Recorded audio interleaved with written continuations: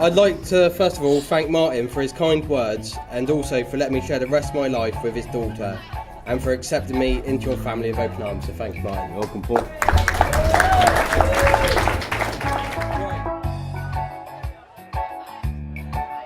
I'm not the most confident public speaker. I'm sure some of you are amazed by that fact, but please bear with me. So I'd like to thank every one of you for coming today and sharing our special day with us. Today would not have meant anything to us if you guys weren't here to share it with us, so thank you.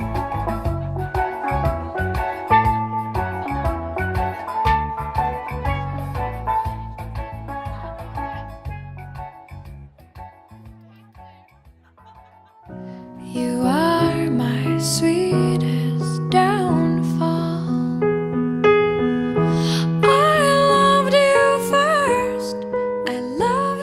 So we meet here today to celebrate with Paul and Lucy as they are joined one to another in the sacrament of marriage. At this point I would like to mention that today would have been the 62nd wedding anniversary of Grandad Gordon Ayres and his late wife Greta. Lucy was so inspired by their example of love for each other that she chose this, her wedding day, to coincide with that of her grandparents' wedding day. And I think that's a lovely gesture. Well done you. And the history books forgot about us, and the Bible didn't mention us, and the Bible didn't mention us, not even once. Love is patient, love is kind. Love is not envious or boastful or arrogant or rude. It does not insist on its own way. It is not irritable or resentful. It does not rejoice in the wrongdoing, but rejoices in the truth. It bears all things, believes all things, hopes all things, endures all things. Love never ends. Your hair was long when we first met.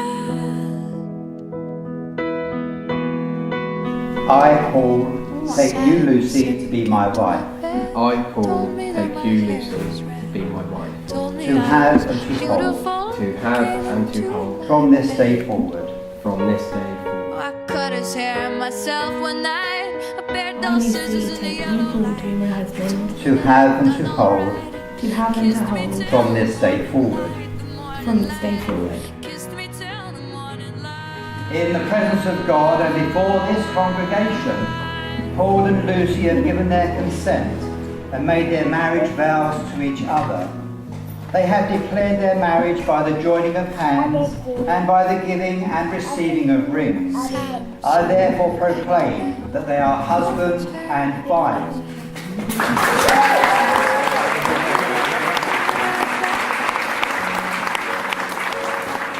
We couldn't bring the columns down, we couldn't destroy a single one. And the history books forgot about us, and the Bible didn't mention us, not even once.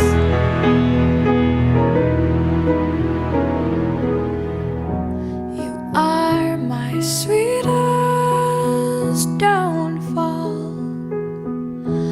I loved you first.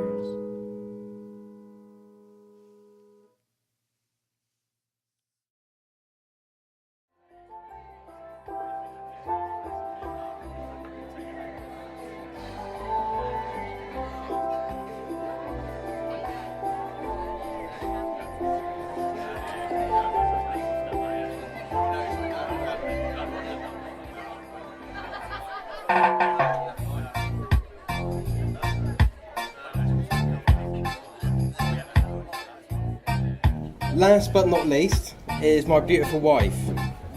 You look $1 million today, and when I saw you walking down that aisle, you took my breath away. I met Lucy when she started work with us, and to this day we both think she was sent there by fate, as that's the only explanation I can think of to meet So unqualified. to meet the love of my life, my wife, my best friend and my soulmate. So thank you.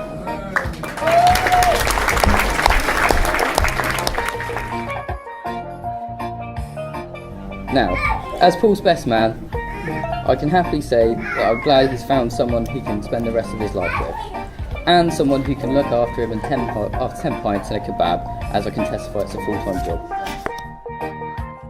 You can tell Paul has a great sense of humour. I can clarify this with the fact that my best man speech has some flip-flops.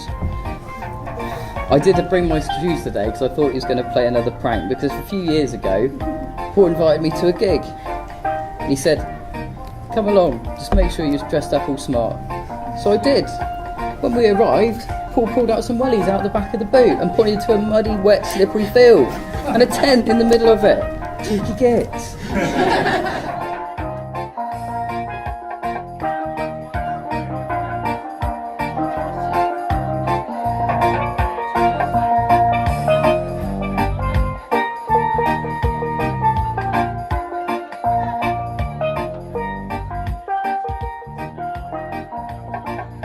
I feel so lucky to have met you. You're the most gorgeous lady in the world, who believes in my dreams.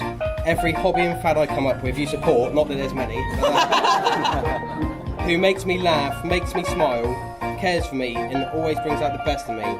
I love you with all my heart, and I can only but thank you for marrying me and sharing the rest of your life with me, so thank you. My very great pleasure to propose the first toast to a happy couple.